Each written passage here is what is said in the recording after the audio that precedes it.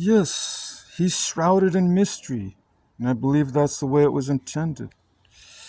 He only revealed so much for humanity to know uh, instinctively within our own mind, within our own bodies or spirits.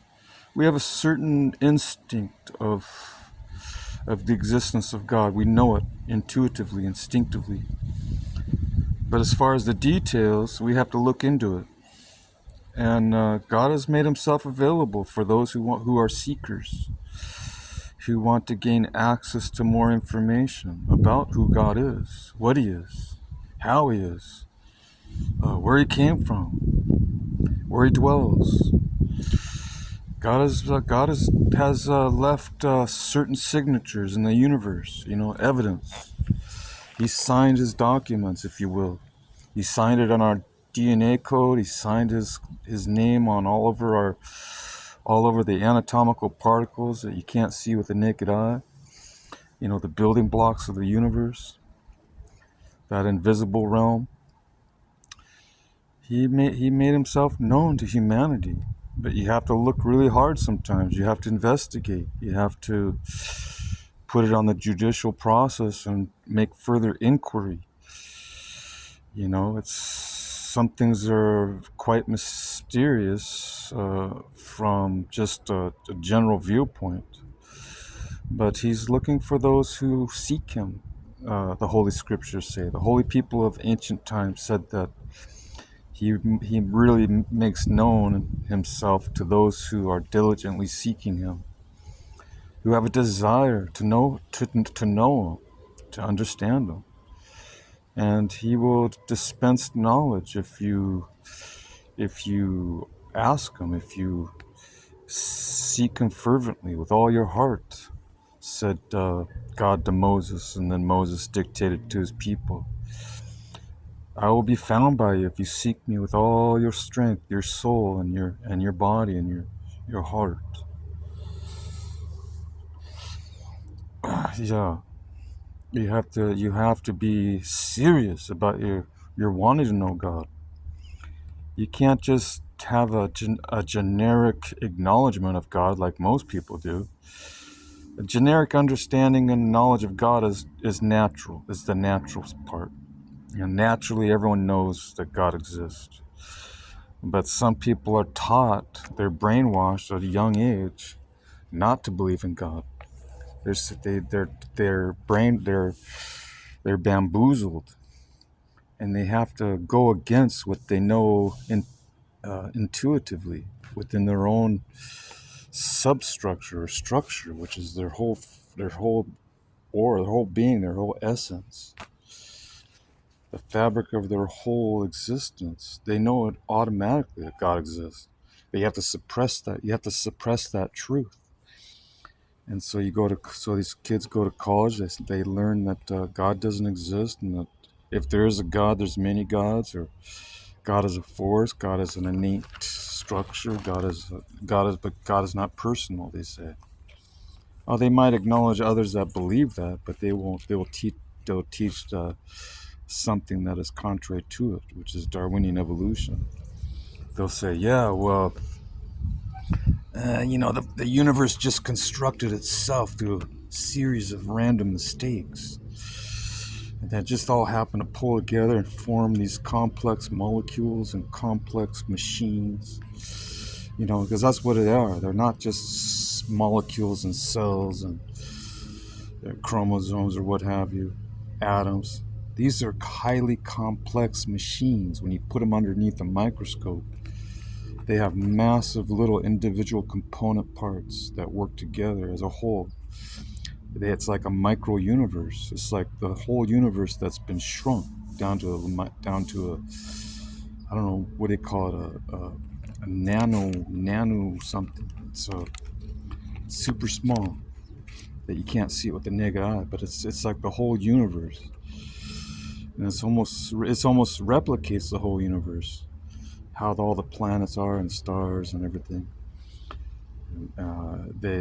It's very very sophisticated, and But they teach that in class. They say, "Oh, it just appears to be designed. It's not really designed. It just appears to be orderly, but it's not really orderly. It's came from chaos. It came from the Big Bang.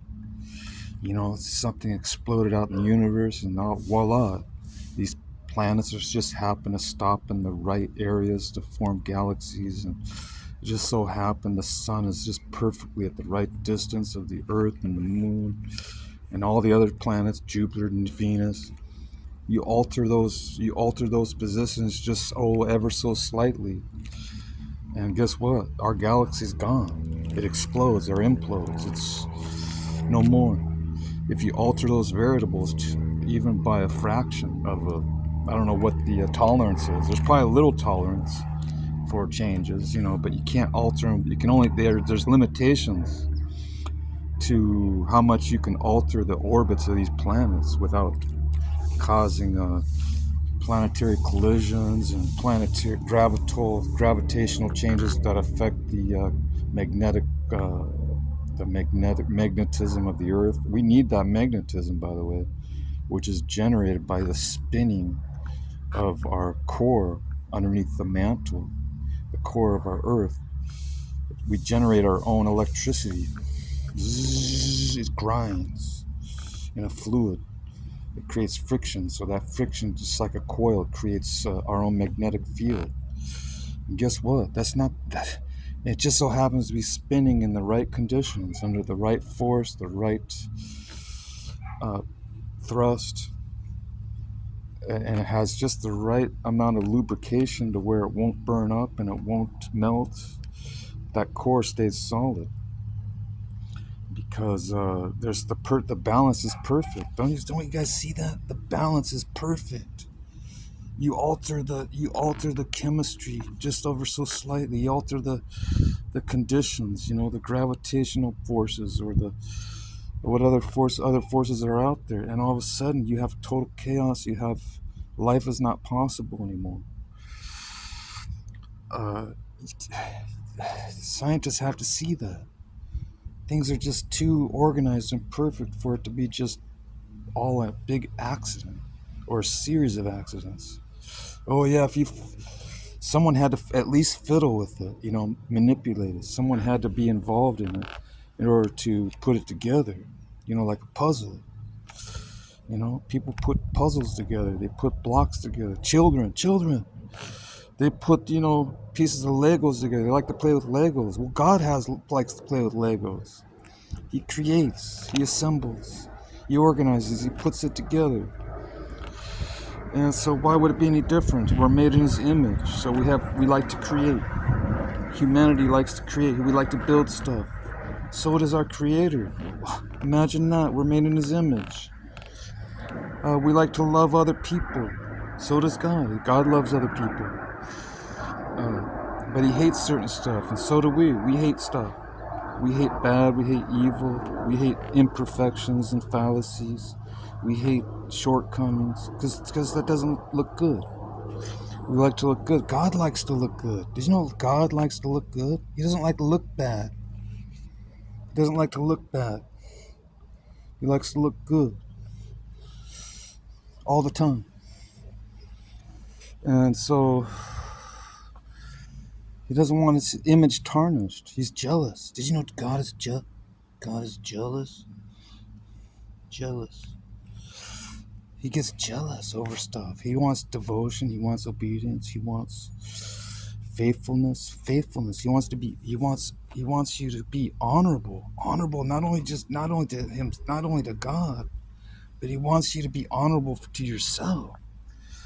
He doesn't want you to be disrespected or insulted. He doesn't want to be insulted. God is insulted. God is disrespected. God is insulted. God is dishonored. Do you like that? Do I like to be dishonored or disrespected or insulted? No, nobody does. Who does? Who likes it? They get embarrassed, their cheeks turn red. It's like, wow. They get embarrassed and their cheeks turn red. Yeah, that's sky.